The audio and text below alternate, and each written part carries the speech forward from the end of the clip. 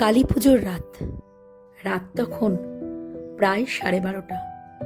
আমরা তিনজনেই চলে গেছিলাম শান্তিপুরের বামাকালীর মন্দিরে। চারিদিকে তখন ঢাকের বাদ্যি, আর মা পূজিত হন একদম মোমবাতির আলোতে। মা লাইটের আলো পছন্দ করেন না। আমরা এবার ঠিকই করেছিলাম যে বামাকালীর পুজো দেখব। মায়ের মুখের দিকে এক দৃষ্টিতে তাকিয়ে থাকা যায় না। মায়ের তখন চক্ষুদান চলছে।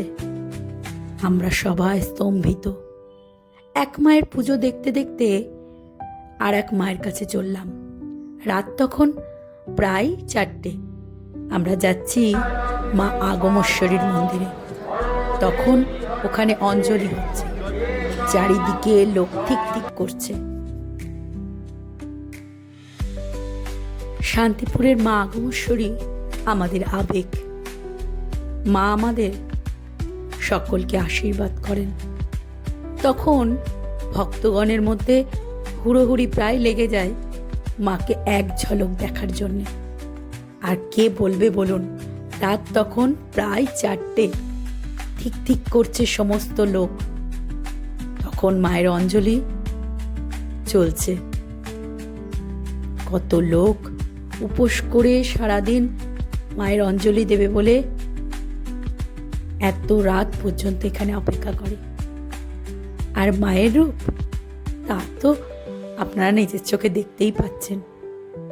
কখনো যদি মনে হয় কালী পুজোয় শান্তিপুর আসবেন, অবশ্যই মা আগমেশ্বরীকে দেখে যাবেন। ভক্তগণের মধ্যে তখন মাকে নিয়ে নানান প্রার্থনা। এভাবেই কেটেছিল এবছরের কালী পুজোটা।